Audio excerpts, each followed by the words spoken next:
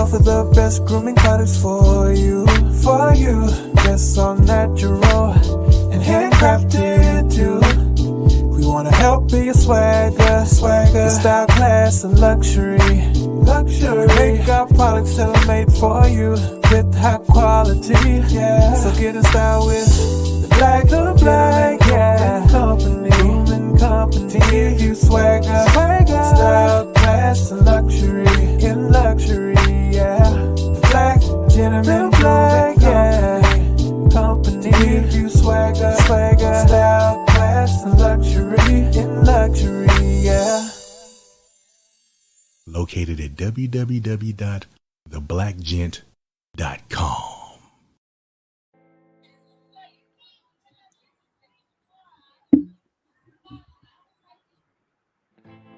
Yo.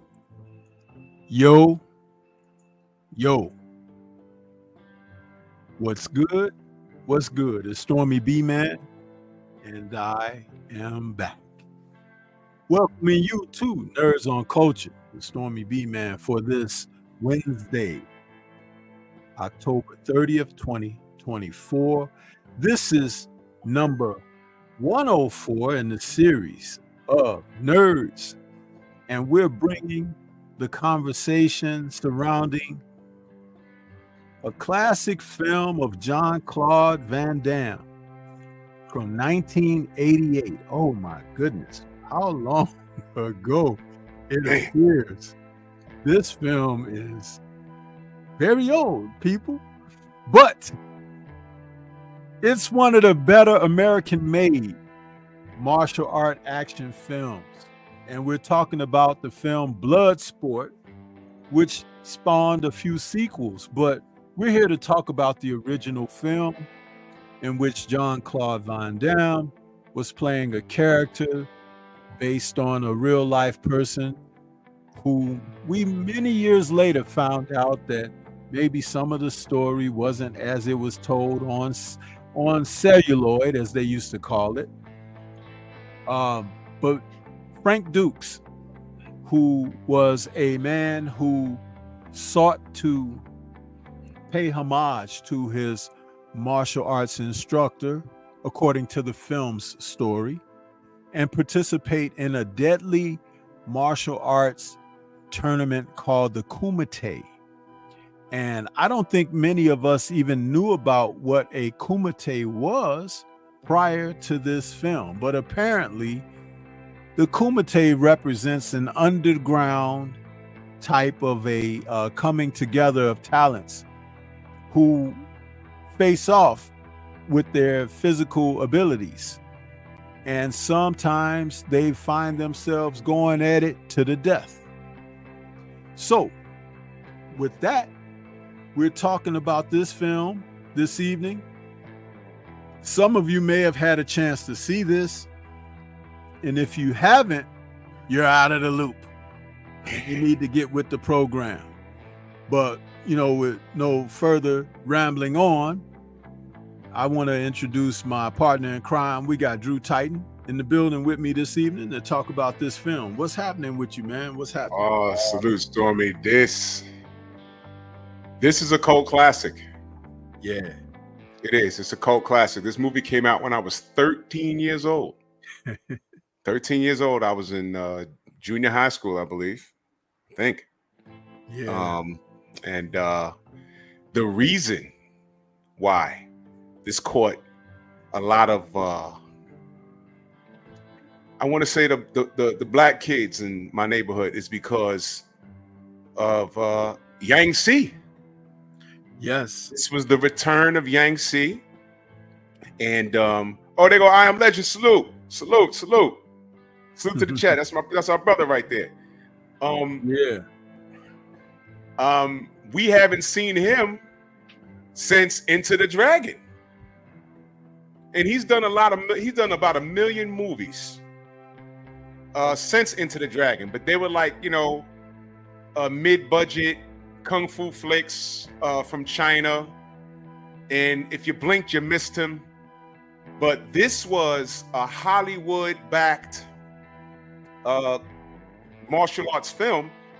And this was the first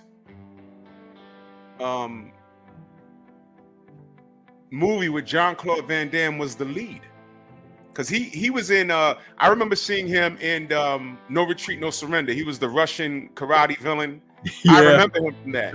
And I also remember him in a movie with Sho Kosugi, where he fought him. So when he got the lead, I said, oh, I know this guy. And I said, who's the villain? And then they showed Bolo flexing on a commercial. And me and Bolo was like, oh! Oh! And, it was 88, but we haven't seen him. Well, my brother, we ain't seen him since 73. You know what I'm saying? So here it is some time later. We're like, oh, man. And I'm going to tell you something. Couldn't care less about Van Damme. We ran to the theaters to see him. We wanted to see Bolo. That character was so popular, he actually took on the name. Y'all do know that's not his name, right? Right, yeah.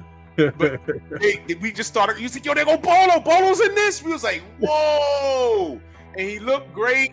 He was still muscular. I was like, man, I'm serious. Say, yo, Bolo. And I went and I told I got up, me and my brother, we got up off the floor because we was on the floor watching TV. And see, back in the day, y'all, to capture, advertisement was done very, very strategic. On Saturday mornings, we had something called Saturday morning cartoons. that's where they aired all the toys that were coming out. And the video games that were, the home systems was getting more and more popular. So we saw a majority of that on Saturdays. I forget what we were watching, but the first time we saw it, it was like it's 6 in the evening. We might have been waiting for something to come on TV, and they aired that. And we were like, yo! And we got up and ran to my parents' room. We was like, yo, we got my dad was like, I know, okay. So we said, come out, I'm gonna take you guys, right? And I remember going to school the next day. We was like, yo, did you see that commercial? We was like, yeah, yo, Bolo's in that. Man, this was a big deal. This was a big deal. You know what was interesting is that once again, this goes back to Bruce Lee, right? Oh, Stormy, real quick. Write down Saturday morning cartoons. We gotta get to that. It just dawned on me. Salute Jason Allen. Yes, you gotta do Saturday morning cartoons because some of the epic things were the commercials that they advertised to us as kids. They advertised the toys and movies and things of that nature. So Saturday morning cartoons is instrumental. Yes. Absolutely.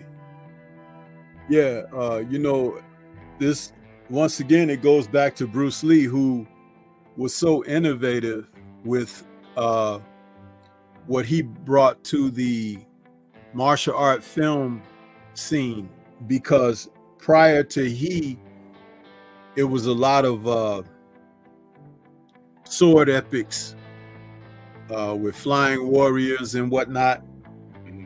Sometimes they had superpowers, like they could shoot beams from their hands and all of that kind of stuff. Yeah.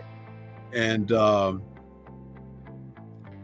Jimmy Wang Yu introduced the first popular hand-to-hand combat film with a film called The Chinese Boxer from 1970. Excuse me. And when Lee came along, he brought a different type of acting and screen presence along with his martial arts ability. But he was always innovative in his thought process about who he'd fight on screen, and would break the mold of the traditional kung fu films that just basically had either the Chinese fighting themselves or the Chinese fighting the Japanese. It was Lee's idea to bring in villains like in Fist of Fury. He had Bob Baker, whom he knew from his time of living in California, to play the Russian. Yes. And that was one thing. And then, of course, when he had Way of the Dragon, he brought Chuck Norris and Bob Wall in as American karate experts to face his Chinese country bumpkin, Right. And then, of course, in Enter the Dragon, he brought in Jim Kelly, and he brought in Young Si, who we now know as Bolo. Right.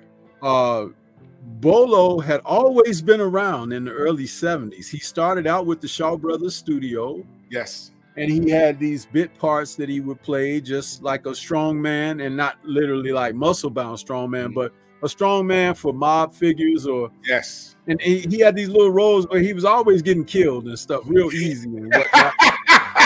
It's like, Quick question. Chinese Hercules, was that after Enter the Dragon? It was roughly around the same time.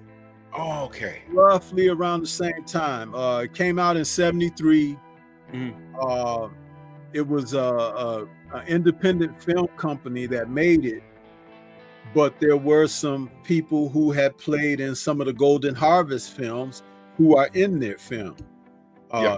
Guys like Chan Hua Man is in there, and of course Bolo is in there, and the film is called Chinese Hercules, whom is a reference to Bolo's character, but he's not really the star of the film, man. He's a bad guy in the film. That's, and it's like crazy. It's got one of the greatest trailers too, because It was like meet the beast from the east, Chinese Hercules. Yeah. And they show him smashing all these people.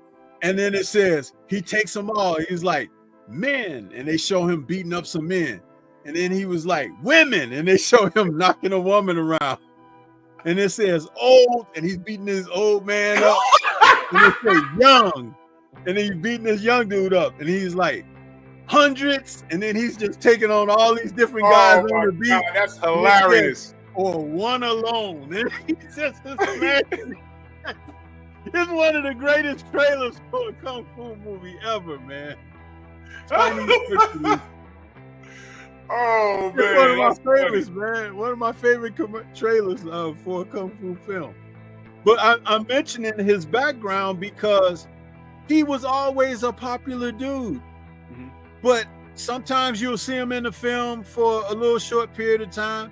Other times he'd be in there for long. Like he was in Tattoo Connection with Jim Kelly, you know? Yep. Just always been a popular dude, always a big buff guy, you know? And there's a story to him that he was a refugee from somewhere in China. I don't know if it was Shanghai. Someone can look that up for me, but he escaped. Yeah, I heard this story. He came from and swam to Hong Kong. He swam. It's crazy. That's how he got big. He went into the ocean 90 pounds. By the time he got to Hong Kong, he was 115 of rip. Like, what is this? Chinese Hercules. Takes on swordfish, sharks, whales. And you know, when he was in Enter the Dragon, he was Han's #1 guy, right? The #1 killer, even more than O'Hara. It was Bolo, because when Han wanted some people taken out, he'd yell, Bolo! And Bolo go, yeah! And he'd go out there and he starts smashing up dudes. And at the end of the film, when it's just Bruce Lee and John Saxon left to take on Han and all his people, you know, John Saxon was brought out because, you know, Han was going to try to turn him against Bruce Lee. And so Han was like, John Saxon's character, Roper, was like, you know, like I said, you know, there's a point I won't go beyond. In other words, he's not going to fight Bruce because he can see there's something going on. Yep. So Han tells him, he's like, I was right about you. We'll find someone whom you can fight. Bolo! He calls Bolo out. Here come Bolo taking off. You know what was crazy? You remember when Bruce was stepping up? Yeah, he Bruce said, like, got his hands like, oh, I got this. And John Saxon was like, no, man, hold on. Let me get him, you know? That was and everybody was like, oh, man, because everybody wanted to see Bruce Lee fight Bolo, right? And he didn't get a chance to do that on film. But this is the funny part that I'm telling this part of the story. All of the Bruce Lee imitators, Bruce Lee, Bruce Lee, Dragon Lee, all of them ended up fighting Bolo in one of their movies at some point. They beat him in the film. Always missed the real fight scene between Bruce and Bolo. So those guys always had Bolo in their movies, and they have to fight him. You know. You know what I felt? You know what I felt? I felt had Bruce lived, they were gonna make the Sonny Chiba movie. I think that it got Bolo to do something in that film. I think so. Bolo was supposed to be in Game of Death. He was supposed to be the guy when Bruce Lee and his 4 other compadres, when they arrived to that temple, right? There was an assortment of 50 martial artists outside the temple, and the leader of them was Bolo. Damn. And when they went inside the temple, the guardian of the first floor was Wong and Sik, who you see in Way of the Dragon when he keeps saying, "Is your name Tong Long? Is your name Tong Long?"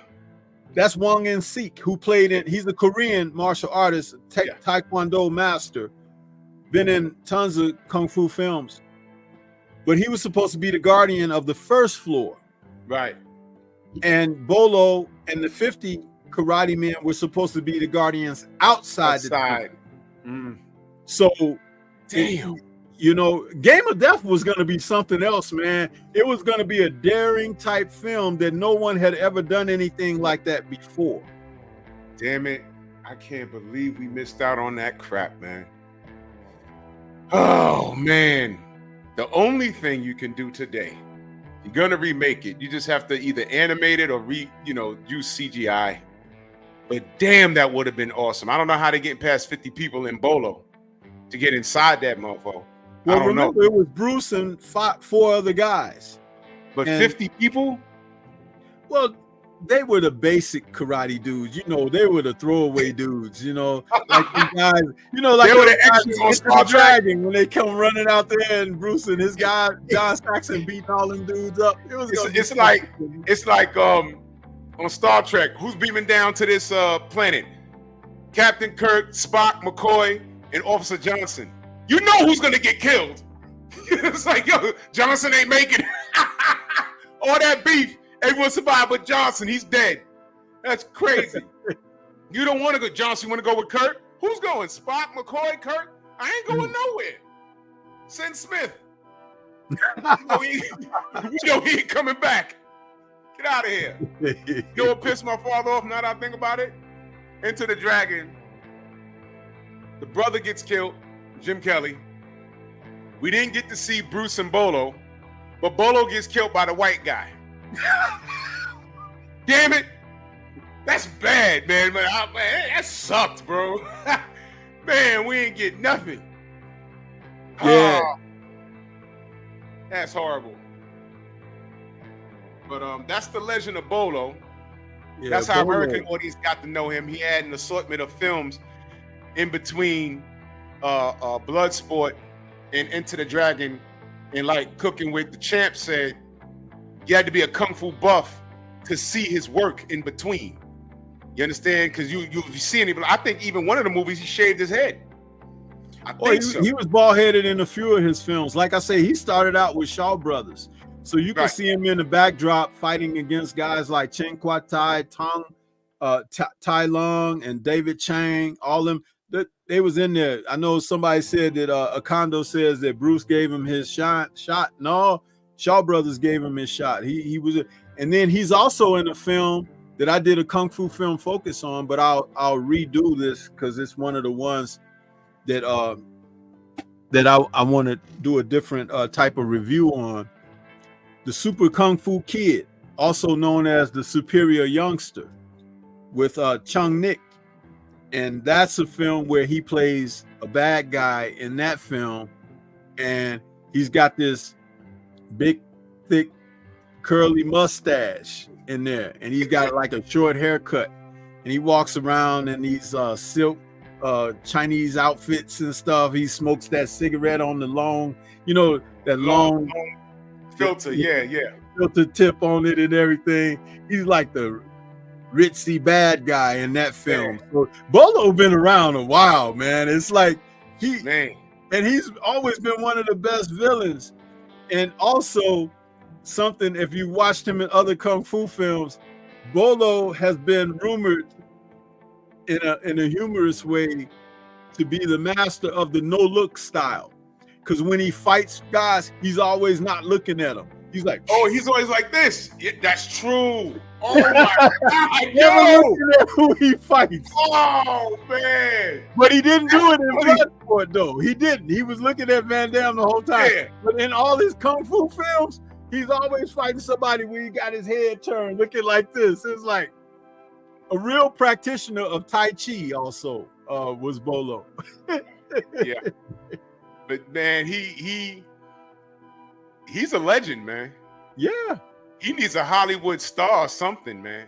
I mean, he's a legend. That guy's a legend, man.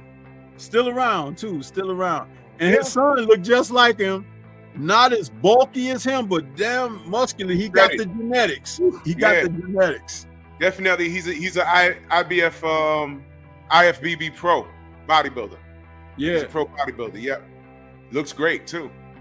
So 1988, I saw the commercial for this and I went crazy. not for Van Damme, but for Bolo. Now remember, I never seen him in the theaters. Enter the Dragon came out 2 years before I was born, but I saw the movie. But this was the first time I was going to see him on the screen. And man, the scene when you first see him, when they're practicing, and he tells Van Damme, "Show me the what was it called when you break the brick?" The Denmark. The Denmark. And he says, "Not this one, that one." And all the fighters stopped and walked up. And as soon as the camera went on Bolo and he folded his arms, the theater was like, "Oh, there he is!" I'm telling you, this dude is a rock star. And I don't know if he knows it. And the crazy thing is, he's a rock star pretty much in the black community from my era. These kids don't know him now, but in my era, oh my God, he's a rock star. Bolo was awesome, man. Bolo was awesome. You know what? He was, excuse me, almost as popular as Bruce Lee, because he was just, you know, it was his look and everything, because most Chinese guys didn't look like that back then. That's even right. You know, even in that era when they had bodybuilder types, they weren't big like Bolo. Bolo was like Lou Ferrigno, you know, over these other guys. Right. And you know, and then he was in the fights. You know, he was a real martial artist too. So he got a lot of work, man. He got a lot of work. And in some of the kung fu films, like when they was running around in plain clothes and blue jeans and, you know, penny loafers and stuff, when they those films, he was always wearing some kind of outfit that was tight on him because he was so shredded. Yeah, man. Yeah, man. Yeah, you know. I was also happy to see him get some work with Brandon Lee. He got some work with him, and that was some nostalgia. You know what I mean? That was cool seeing him in the same film together. Being that he knew his dad, man. Yeah, he was in TC 2000 with Billy Blanks. Absolutely. And that scene that he had with Brandon in Legacy of Rage, that's a funny scene too, because, you know, Brandon is playing a part where he's working in that restaurant like a waiter or something, and he's like serving drinks or stuff, and he accidentally bumps into Bolo or something and spills a drink, and Bolo gets mad at him and was like, "What you do?" You know, and he takes the drink and he throws it in Brandon's face, you know, and disrespects him and everything. But he was playing some kind of gangster in the film, you know. Right. And then he punched Brandon too. Anyway, he tells Brandon, I guess the manager of the store, he's like, "Don't fight," and all of this. And Brandon was like, "Forget this." He's like, "You want to take it outside in the alley?" And they go out. Yeah. He tells Brandon, "You're gonna be on the ground in 2 seconds." And he rushed on Brandon, and he was on the ground in 2 seconds. If y'all never seen that scene is on YouTube, man. It is hilarious, man. It was hilarious. It was hilarious, man. It was hilarious, man. I would have loved to have seen what Brandon Lee would have been able to do had he not had that accident. Allegedly, if it was an accident. I think he was so good. He might have been in these those Stallone expendable films. He probably would have been running around in that film, man. He probably would have did some work with Jet Li by now. I mean, that was just crazy, bro. Crazy. Yeah, Rapid Fire was really good. Yeah. He was definitely someone who was talented enough to stretch across the genre of films and even go outside of action films. He was good. He was good. Brandon was really and he has said, you know, from the time he was a little boy watching his dad make movies in Golden Harvest Studios, that's what he wanted to do. He wanted to grow up and be an actor, not necessarily a kung fu movie actor. He just wanted to be an actor because he saw how movies were made, right? And he wanted to do that. And it's interesting because they guided him toward the action films. but that's not necessarily what he wanted to do. But he knew that it was a way of cutting his teeth in the industry, and so he did do that. But yeah, it was great to see Bolo and him, you know, on screen together. You know, that was pretty cool. Bolo was a really cool guy. Somewhere out there, there's a TV commercial from 1972 for Winston cigarettes, and it's got Bruce Lee and Bolo in it. What? And but the clips are from Bruce Lee's Way of the Dragon, and there's a tagline that says, if it's kung fu, it's Bruce Lee. If it's a cigarette, it's Winston. And they show Bolo smoking the cigarette because Bruce Lee didn't smoke, you know. Right. They show a clip of Bruce Lee fighting in Way of the Dragon, and then they show a clip of, you know, Bolo, you know. So again, they were two popular guys, and they made that commercials on YouTube. Nah, it's not on YouTube, but it's been talked about for many, many years. It's been talked about. Bruce Lee. There is a photo that has Bruce Lee and him together, with Bruce looking at a pack of Winston cigarettes, but there's no footage that, you know. If it were, you know, I would have told you. Yeah. It's not. Yeah, it's not here. It's Winston commercial. Let me see. Nah, there's something with Johnny Walker. I don't think this is, no.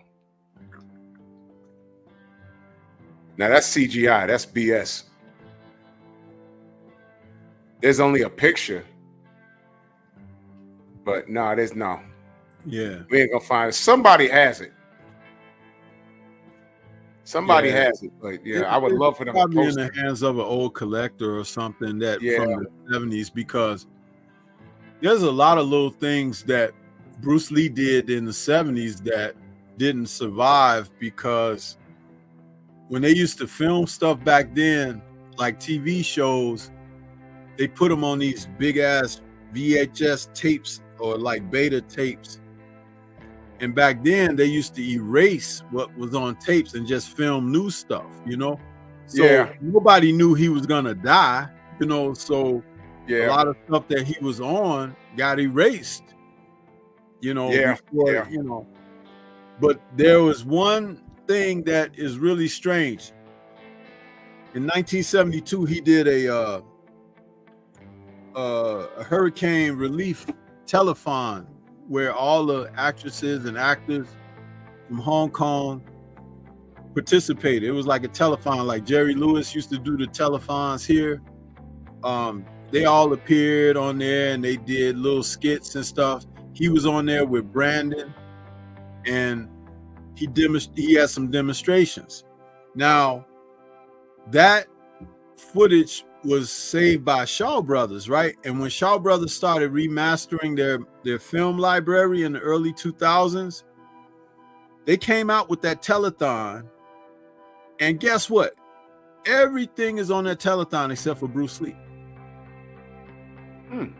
So people are like, man, somebody removed him from that, because everything, like, there was like some actresses singing and stuff, and you know, people doing different stuff, and everything is on that telethon except for Bruce Lee. So somebody removed his footage from there, and whoever removed it has the footage. You know what I'm saying? It's like, but that was something, you know, and it's been talked about, you know, ad nauseum for many decades, because it was out there.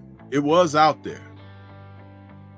And then his last appearance on Hong Kong television, 10 days before he died, he was on there and talking about a conflict he had with director Lo Wei at the studio earlier that day.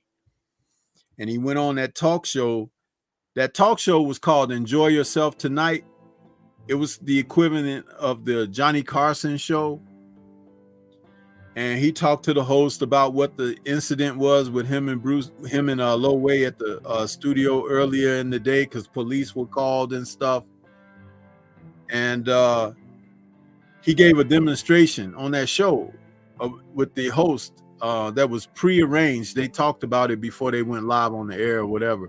And he told him, he's like, it was rumored that he pulled a knife out on Lo Wei, and he was like, I don't have to pull a knife out on Lo Wei. He's like, if I wanted to hit him, I could do it. And he gave a demonstration. He knocked the host over a chair in the studio on TV.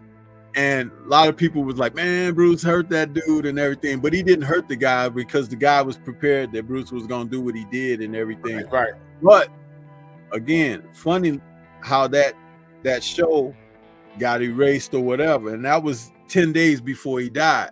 Now that seems a little fast to erase that one, don't it? Yeah. Very fast. Woo. Man.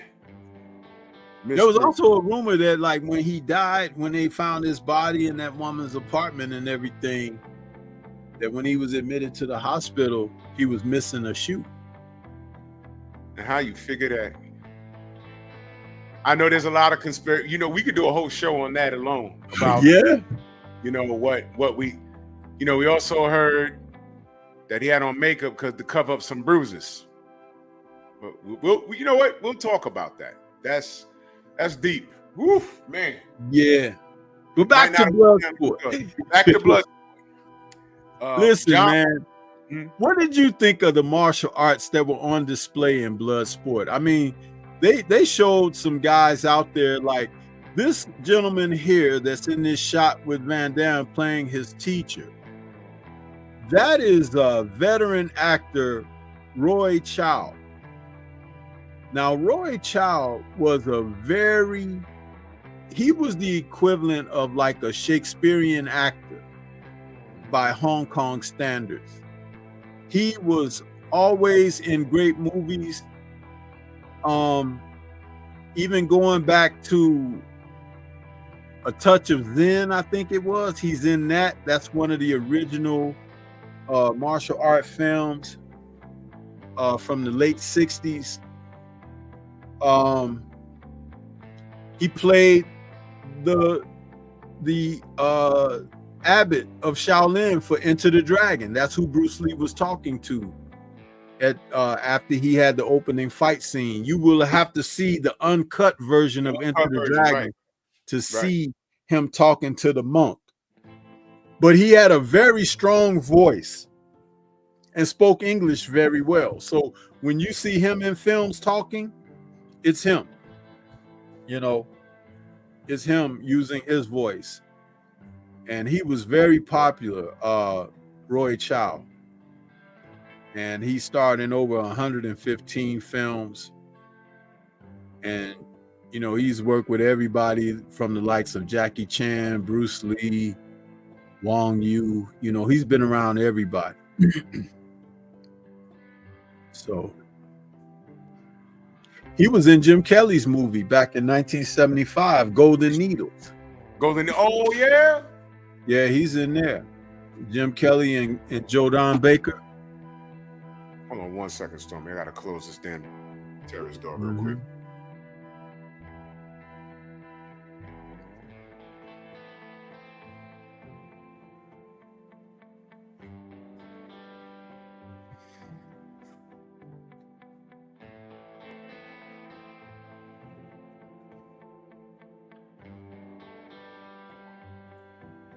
I'm back. Yeah. And you know who else was in this film that nobody thinks about or talks about? Who's that? Our brother, Forrest Whitaker. Damn right he was. He was one of the agents. And if you see it, listen, Forrest is about my age. And I had a very good friend that I grew up with. His name was Carl Davis. Carl and Forrest could be dead ringers for one another. Wow. And I remember the first time I saw Forrest was in the film Fast Time at Ridgemont High. Yeah. When he played the football, the football team. And I remember we was in the theater watching the film, and I told Carl, I said, Carl, what you doing in the movie, man? We started laughing and stuff, man, because he thought that the guy looked like him. And in Fast Times, he had on like one of them old Adidas sweatsuits or something, you know, with the 3 lines on. Oh, man, that movie is so funny, damn man. funny. So My funny. brother's gonna shit. Yeah. Oh man, that was the line, man. I fell on the floor when I heard this. And then he said, "Nah, the rivals did it." He went on that field and he kicked everyone's ass. Yeah, man. That was Forrest Whitaker, y'all. Forrest Whitaker. He's been around. Line. Been around a long time, man. Mm-hmm. And then there's another guy who was a co-star in this film. This guy right here, you may recognize him from Hong Kong films. He had his own big movie in Hong Kong called Snake in the Monkey's Shadow. My brother knew that. I didn't know that. My brother knew that. Yeah. This is John Chang. And you saw him years later in Dragon the Bruce Lee story when he was a little older, and he played the guy that Bruce Lee fought that kicked Bruce Lee in the back. Oh, that was him? That was him. He had a long ponytail in that film. Oh, he's a lot older. He was a lot older. Yeah. Dragon, he was a little heavier because you know his age and everything. Yeah. But he had lines in that movie. His hair was longer. You know, the hairline was pushed back a little bit. And I didn't know that was the same guy. Yeah, and they fought twice in Dragon because the first time he kicked Bruce in the back, and then later on when Bruce had got well and everything, and he showed up at one of those tournaments or something where Bruce was giving demonstration, and he was like, I could beat any man in this room in 60 seconds. And dude was like, I'll fight him. I beat him before, I'll beat him again. And he got in there, and then Bruce wore him out in that second fight, you know. But yeah, that's John Chang, man. He's a very popular guy. He played in some Bruce Lee movies. He played in a lot of Hong Kong films. I didn't know that was the same guy. Wow. Yep. Dragon the Bruce Lee story came out in 93. Right. So this came out in 86. So yeah, that was some time that went by. Mm-hmm. Yeah. Wow. I didn't know that. You see that dude right there on the lower left-hand side? In the picture right here? Yeah. That guy was in mad films as the Asian in the background. Yeah. That guy right there. I don't know his name. I'm trying I've to seen him think. in so many films. Look at that. Man, this movie was great, man. This movie was great. You remember the first guy? I think this was his only film. The first guy, now I show you trick or two. Yeah. He beat his ass in seconds. Oh my God. Jason Allen says, who was the black guy knocking coconuts out the damn tree? You know, that pissed me off, man. That. I said, why they got the brother with the monkey style? What's going on here? Y'all know I got that in the new monkey video in production right now, right? That nigga rolling around. And yo, speaking of people that look like, you remember the dude that did the cutthroat, the Frank Dukes? Yeah. He did all that shit, and Frank kicked his ass out the ring in seconds. Yeah. That dude looked like my boy's father. And when we went to go see this, we came to school and say, yo, Jeff, why your dad got beat up by Frank Dukes? He was like, what are you talking about? I said, you ain't seen Bloodsport yet? He came to school a week later and said, yo, that's messed up, y'all. Oh, yeah, this guy. Yeah. It's the guy that put me in mind of Chi Kwan Chung, who starred in a lot of films with Fu Xing and the Shaw Brothers. And I was thinking because I actually watched this movie again earlier this evening just to kind of refresh myself on it. Because it's not that long. It's like 88 minutes or something. It's not long. And I was thinking, I was like, man, they could have got the real Chi Kwan Chung to play that role. Because even now, he's about 70 something years old. He still looks like that physically. Yeah, these guys. This is the guy that Chung Lee killed him. This is the guy Yeah, he that's the killed. guy that Bolo ended in there. Yeah, definitely. You know, He got him out of there. There he is. There he is. That dude does dips and a lot of decline bench press. His chest look like that. I know these things. Well, I tell you something. Bolo is presently 78 years old. He's 5'6", so he ain't the tallest guy at all. Bruce Lee was taller at 5'7.5". So that lets you know how short Bolo was. But on film, he presents a huge picture, doesn't he? He sure does. He sure does. Van Damme gave him plenty of work. I think he played in 3 films with Van Damme. He was in Tiger Cage, this one, and Double Impact. Double Impact, man. This guy, and if you look, if you I watch bodybuilding too, so I'm really like big on physiques. His chest in this picture here in '86 was actually bigger then in this picture than it was in the '70s. And some of that is age, but you can tell this brother was still doing his push-ups, man. Oh yeah, absolutely. Goodness, man.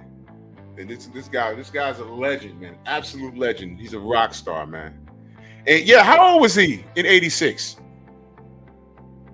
In '86, well, he's 74 right now, so. And he was born in 1946.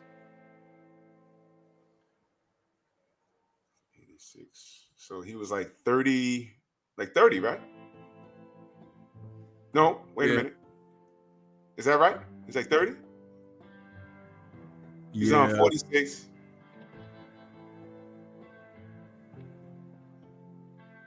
No, he was like 40, right? I'm not a mathematician, y'all. He was 40. Yeah, he was like 40 years old. Yeah. He was like 40 years old. Mm-hmm. Outstanding, man.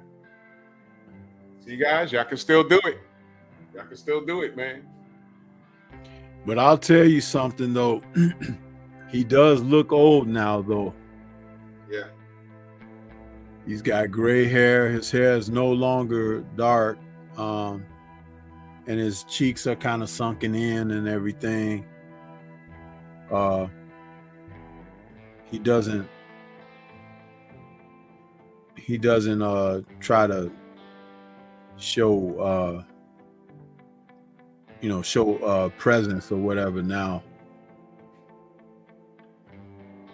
About 10 years ago, he did an interview and he talked about Bruce Lee a little bit and Van Damme. I think it was actually for a Van Damme situation that he came out to show that support. But yeah. Yeah, I think that's online. I thought I saw that online. You know, Father Time's undefeated, but this guy's a rock star, man. I mean, he's one of those guys that I would meet and just have a lot to ask. You know what I mean? Yeah. Whole lot to ask, man. Because like I said, these guys are. I don't think they understood how popular they are in our community in particular.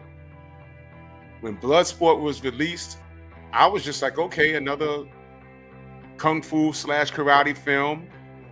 I seen this guy in 2 films where he was a villain. Now he got his lead role, and I'm watching the commercial, and I'm like, oh, okay, I'm gonna see it. You know, take my money. I was 13 years old. Take my money. I'd take my dad's money.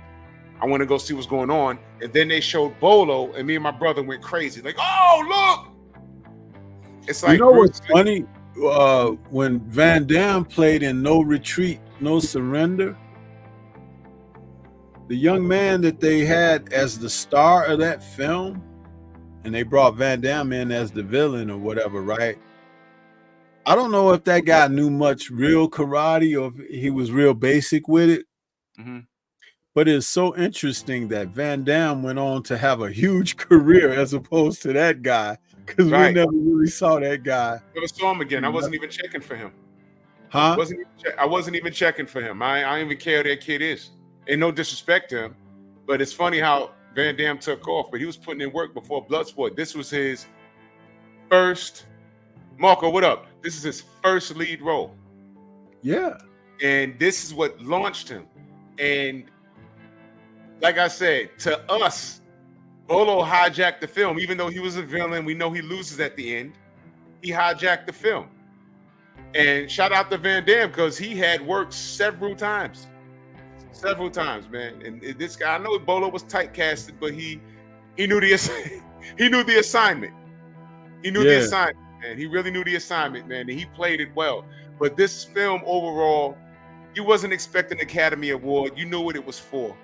And do you know what the box office is overall to date? Because it probably didn't knock it out the park when it came out. What, But Bloodsport? yeah. Dude, Bloodsport did well. It was made on a budget of somewhere between 1.5 to 2.3 million, right? Right. It brought in 50 million. Ooh. Yeah. Wow. So how much because it's made more money since then. Well, I don't know about to date, but it made its money back and everything, you know, it has done well. It has done very well. Made a super profit, man. A super profit. And shout out to what's homie's name that played Ogre in Revenge of the Nerds. He played the hell out of his role too. That was dope, man. This film, like I said, it's not long. A quick backstory of who he is, how he became who he is, and you get to the tournament. He's running from his military buddies trying to lock him up. They let him finish, and he wins the tournament and gets the girl at the end. You talking about what's his name? Donald Gibb. Yeah, that's him. He's another guy that got type casted on the films, man. But you know what? He knew his assignment too. Yeah. He knew his assignment, man. But man, this movie was great. You know what I didn't know? The dude, the Thai boxer in Bloodsport, the guy, his name was Paco in the film. Yeah. That's the dude that played Tung Po in Kickboxer. I'm like, how did they do that? I mean, makeup is something. That was crazy. My goodness, man. I did not know that. He played Tong Po? That's what I was told. Did he not? Hold on, let me look up. Yeah, please look that up. Him up right now. How they played Paco. His name is Paulo Tocha. Paulo Tocha. Did he play Tung Po? Am I wrong on that? Jim DJ said that wasn't him. That wasn't him?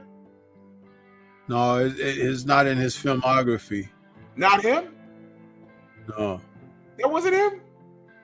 Who played Tung Po? Tung Po. Let's see here. I put Tung Po in the search engine and it said Tung Po Kitchen in Wang Chi Hong Tong. God damn it. See here. Movies. Michael Kesey. Yeah, Kickboxer.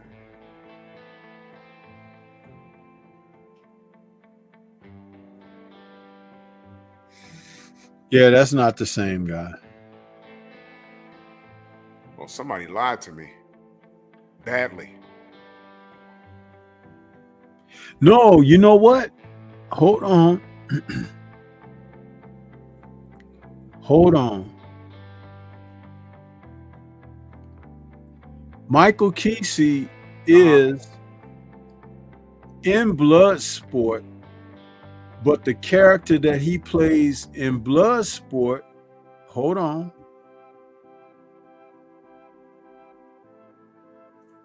He plays, I'm looking it up right now. See, that's what they may have been telling you, that Right, he okay. was in Bloodsport too. But you know who he might be, Stormy? The dude that Bolo broke his leg. Remember yeah, that guy? yeah. This dude is Muslim. Yeah. He had the curly hair. I think that's his who name is his name in the movie is Swan Paredes. Swan Paredes. Yeah, but that's him. Okay, yeah, wrong guy. All right. Yeah, it says right here, Bloodsport, and he's a real he's a Moroccan actor, and he actually competed. He was for real. Yeah, most of those guys in the movie were real martial artists. Wow. Oh man, he was in Cyborg. He was in Lionheart. Damn. Van Damme he employed all these guys at some point. You know what? Van Damme, I give him credit for that, Drew and chat. When you look back on his film career, he brought in a lot of men that he worked with multiple times over. You know, it's like he wasn't like Seagal. You know, Seagal made enemies in the industry and stuff, but Van Damme, he did well. And he probably, had he been older, he could have been in Chuck Norris films and stuff, but he was a later generation coming behind Chuck Norris. You see Justin's question? That's actually dope. Justin? He says, Prime Tung Po versus Bolo Yeung. Who wins? Bolo. Bolo wins, bro. Bolo beats the world. Except Frank Dukes. Oh, man. Oh, man. That's awesome, man. Yeah, so it wasn't Paco. It was the other guy. Right. Yeah, Michael Chisi. Yeah. Right. So they weren't wrong about one guy playing both films. It's just the wrong name. But yeah. What was your favorite scene in Bloodsport? Like, was it a fighting scene or like just your favorite?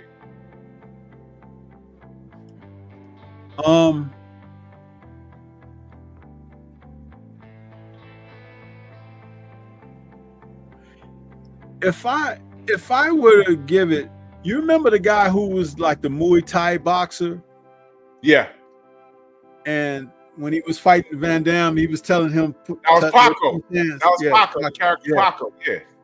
I think I like that scene between them two the best, because when he was kicking him in the side, he was like, yeah, kick. He was like, kick. And he was like, and then in that one sequence, Van Damme kicked him like several times before he could get like 2 kicks off. Van Damme kicked him like 3 or 4 times. I thought that was really cool. Yo. He just wiped old boy out with a side, a spinning heel kick to the face. Bam, and dude was out. I like that scene because it basically was showing him that training he went through, put him through that, and he was able to deal with that. Yeah. And dude thought he was good, but he wasn't at that level. He wasn't at that level mentally. Yeah. One of my favorite scenes. That scene was dope too. But one of my favorite scenes was when he fought the sumo guy. Oh yeah. The sumo guy just beat the Black Monkey. Like he bear hugged him to death and threw him out the ring, and then they put in a slow motion. He was like, yeah. The next scene, he's fighting Frank Dukes. I'm like, uh-oh. And then he ripped off the top part of his gi, and he's wailing on him. And then he got off on him, and then he hit him with the dim mak. He was like, ah! And by the way, that's where the legend began, right there. Ah! And he said, and then he went to grab him, and then he did the signature move.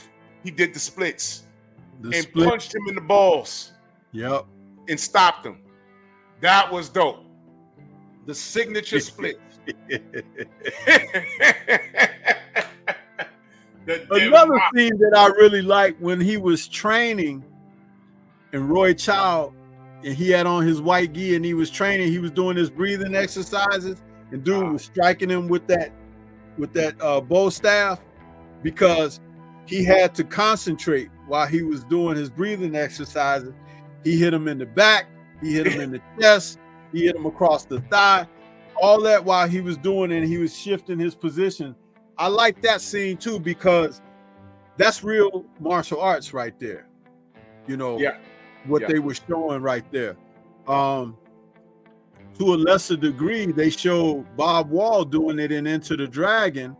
Yeah. When they were showing Bruce Lee the film on O'Hara.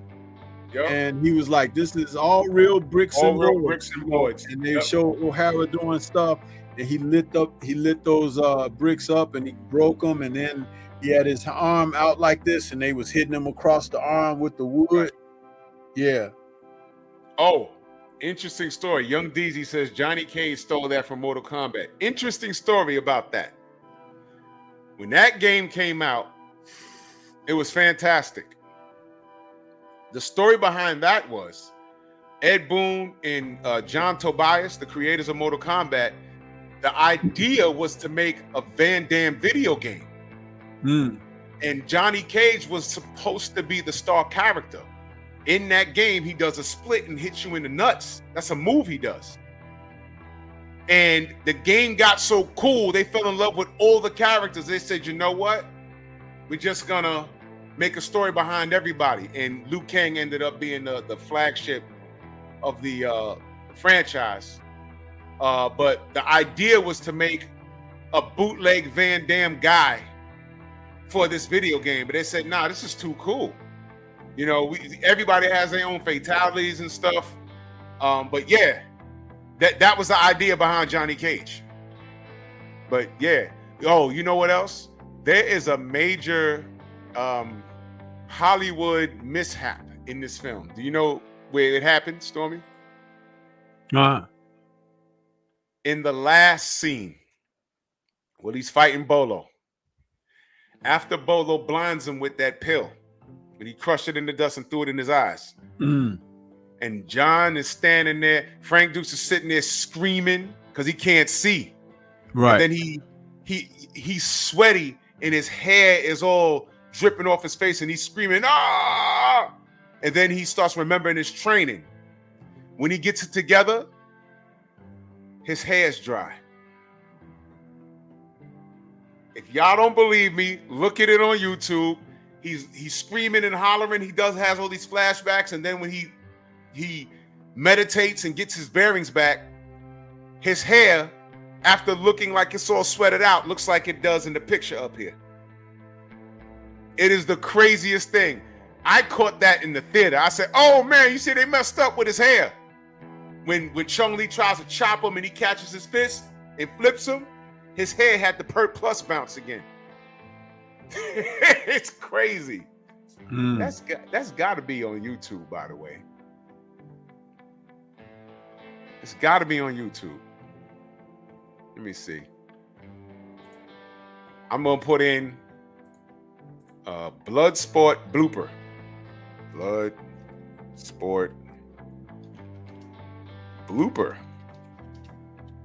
Yeah, Bolo was on some Sonny Liston stuff on that one. Oh man, they have a Where Are They Now? Wow. That's awesome. That's dope. Yeah, I'm gonna go. The main biker says that's what made Muhammad Ali great. He got blinded in the fight and did not scream and cry like Van Damme.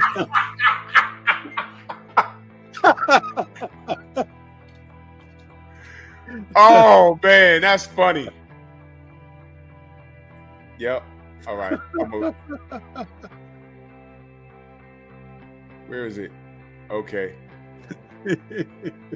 He's kicking his ass. He's screaming. His hair sweated out. I'm gonna put this. I want you to. Wait, Stormy. All right, I'm not gonna play it. I have it paused.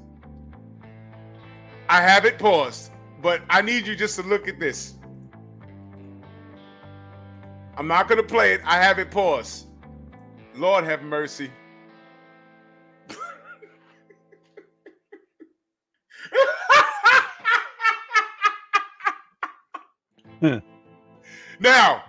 Now, look at his hair. Look at his hair, right? Now I'm gonna bring it up to when he gets hit. All right, show that. Now watch. All right, take it down again. I'm gonna bring it back. All right, Chung Lee's about to smack him. Wait a minute.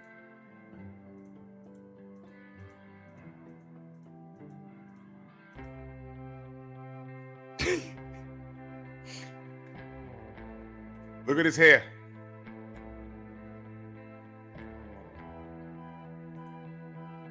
You see it? His hair is perfect now. Yeah. Let me see if I can get. All right, take it down. I don't want YouTube effing with you.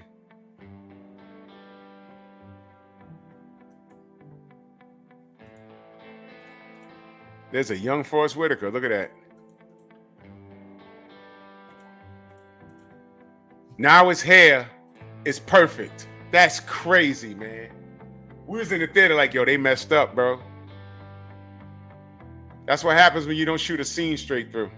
You forget little stuff. That's also, they could have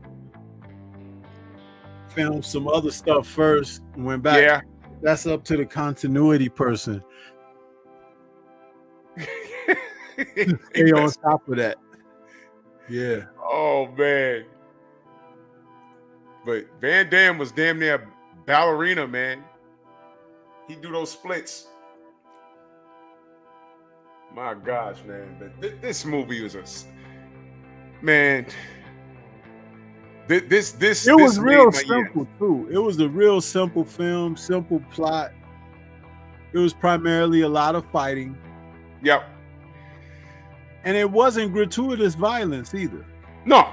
The gory thing then was when he broke his leg and his shin bone popped out. I mean, that's nothing about today's standards, but back then we was like, ooh, you know, but my gosh. And the way they portrayed Chung Lee he was that dude. He was a beast. And they said how many kumites he won? A lot. I don't remember how many, but yeah. The guy was like the Iron Mike Tyson of the kumite. I forgot how many years. They said he won X amount of kumites in a row. And that wasn't the first. When he killed that dude, they said that wasn't the first time he did that. Now I wonder if like he, you know, because we know, and we could talk about that a little bit too, about the Frank Duke's real story. But if the Chung Lee character was based on a real person. You saw his interview. There's a guy that has a channel that actually interviewed him. Interview who? The real Frank Dukes. He's on YouTube. No, I didn't see it. Yeah, there's a guy that he talks about kung fu movies and stuff like that, and I'm subscribed to him. I forgot his damn channel name because I haven't seen it in a while. But he interviewed the real Frank Dukes, and a lot of people was like, "This guy's a fraud," but he talked about. Now look, of course, a lot of this is Hollywood, and they heard his story.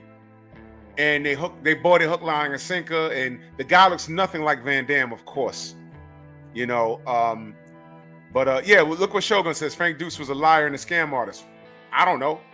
But he spoke about it. They said they fought like all day long. The tournament was like, whatever he said. But I watched some of the interview. It's on YouTube. I'm subscribed to that brother's channel. It's an Asian guy. I think he's Japanese American. I think. Is that Viking Samurai? That's him.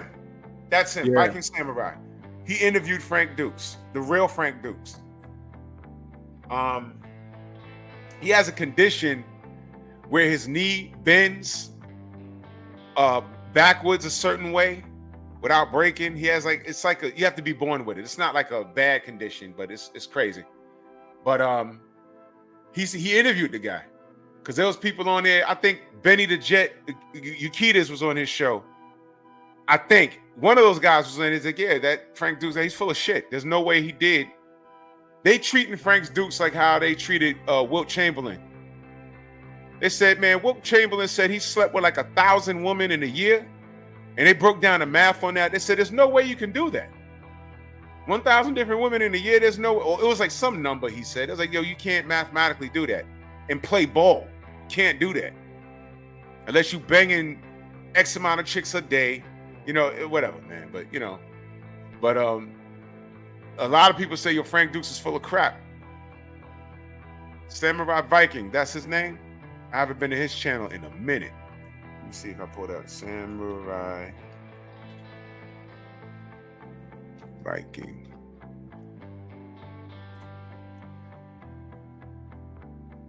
Yeah, he talks about Steven Seagal. Yeah, this is the guy. This is the guy. And if you go to his channel and put in Frank Dukes interview, let me see. Making sense of the real Kumite with Frank Dukes. Viking Samurai interviews Frank Dukes. This was 2 years ago. You know, he talked to the guy. And I saw some of it. Yeah, he got a bunch of there's some people that hate him. There's some people that hate him, man. It's crazy.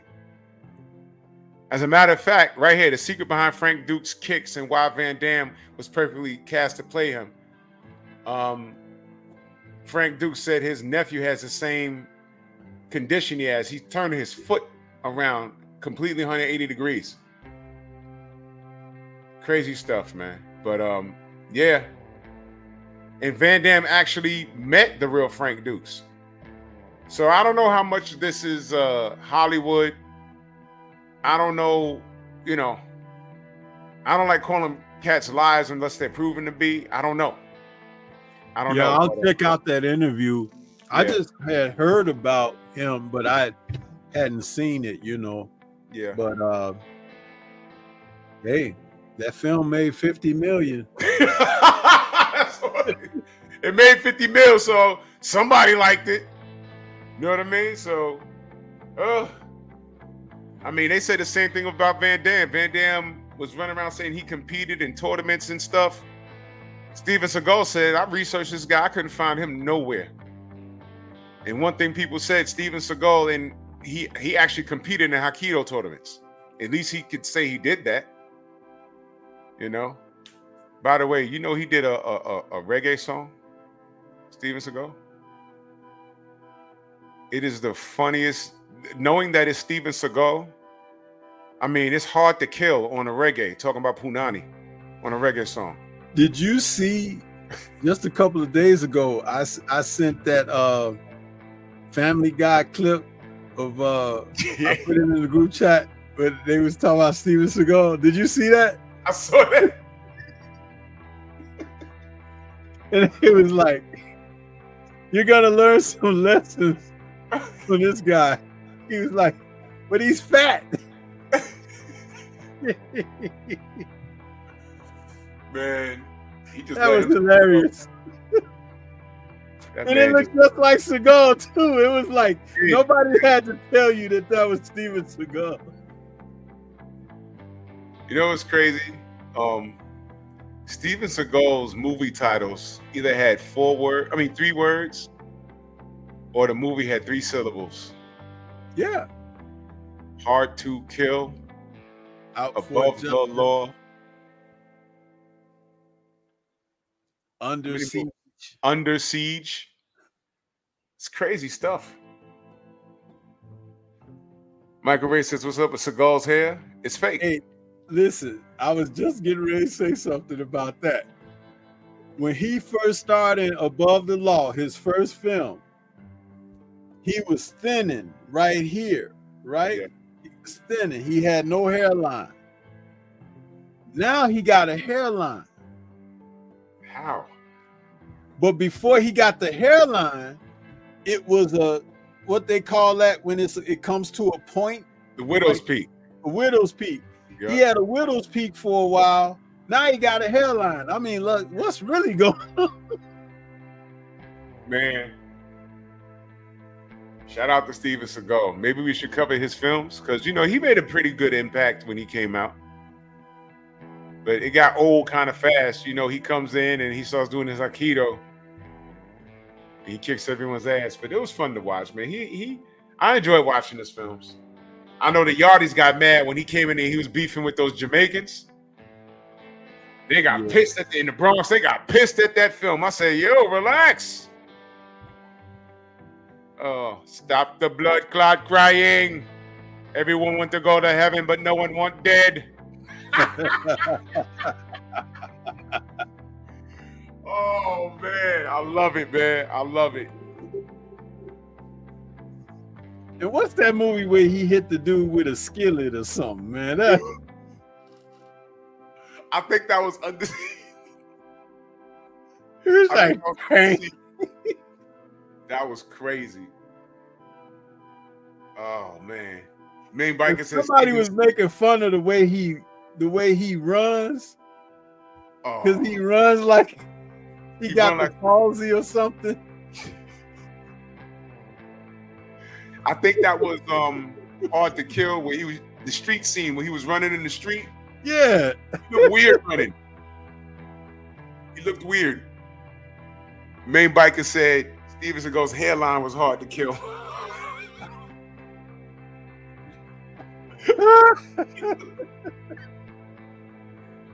Oh man, I can't talk about hairlines. Mine's is on the standard 8 count. Oh, that's funny, man. But shout out. Let's go ahead and get some final thoughts, man, on tonight's show. If you've never seen this film, I'm assuming everyone in this chat is of age or they've seen it. It's been on TV a bunch of times. It's probably on Netflix somewhere, on a streaming network. Just take 88 minutes of your life and just watch it. It's a great film. It gets to the point. There's not an in-depth storyline. You know, I don't particularly care for Van Damme now because of his take on Lomachenko versus Haney. You know, I actually unfollowed him on the gram over that. But this movie is what it is. Shout out to him for giving those guys work, those actors work, the martial arts actors work. Shout out to him for giving Bolo a bunch of work and bringing him back to the American audience. I always respect that. And yeah, I appreciate that. And if you are a collector, you got to have Bloodsport in your archives. Absolutely, man. Absolutely. Yeah. Yeah. Great time. Yeah. Love it, man. You know, we should do a tribute to Bolo. Yeah. There's a lot of work that he's done that I'm sure I haven't even seen all of his work. I just read about it. There's a lot of things I haven't seen. Yeah, he had a film called Bolo the Brute where he was the star of it. I didn't even know about that. Kind of weird. It was? he had a beard. He looked like a Mongolian. Oh, in that shoot. film. Yeah. But he's been around, man. He's been around a long time. Yeah. So that's Cool in the Gang, man. Another slam dunk. I love nostalgia. I love martial arts films. This film is it right here, man. This film is it, man. Yeah. I'm gonna get up out of here. I'm gonna head over to Pep Talk and get to talking. Everybody that's here, if you're not ready to get off of YouTube, follow Drew over there to the Painful Excellence podcast coming up just after this. And I want to say thanks to everybody that came in this evening and supported the show. Can you see how many likes we got on this? I can't see it right now. We got, let me refresh. I got it up on We have 39 likes. 39. 39. Okay. And from what I could see, let's see here. On my end, I can see that we had. Oh no, this is ridiculous. What we got? Ridiculous. This is freaking. You know, I'm angry, man. I'm angry. Dude, we got 309 views. What? Yeah. Yeah. So this goes to show you, y'all. View time is 7 minutes, but 309. So cats came through to check. Man, I ain't even gonna get into it, man. Man, it's called theft of services, y'all. That's what it's called. This is what happens when you're a creator and you're not stealing. You just create. You know what I mean? You create and people come through. What they doing? Okay, I'm gonna do this next week. So if you see anybody talking about Bloodsport next week or tomorrow, just remember what we do here. Amazing. 300 people came through here and stuck around for about 7 minutes and didn't even bother to hit the like button. This is...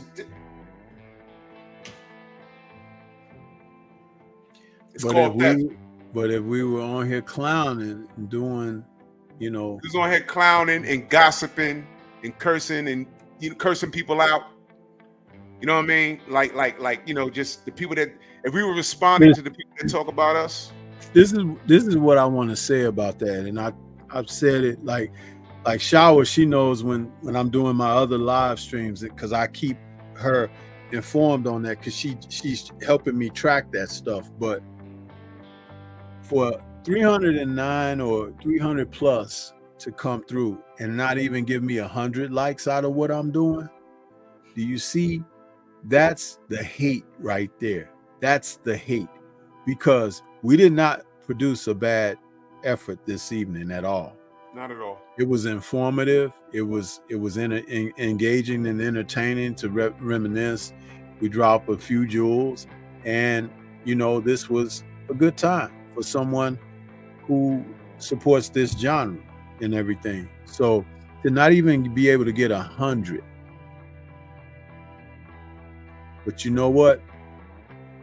They can't break me because they didn't make me. That's it. Yep. So that's it. With that, guys, man, I'm gonna say shout out to the mighty LDBC. Thank you, Drew, again for giving us one that we hit out the park. Thank you. Yeah. And we'll be back next week for another Nerds. That's right. Catch y'all. Peace to everybody.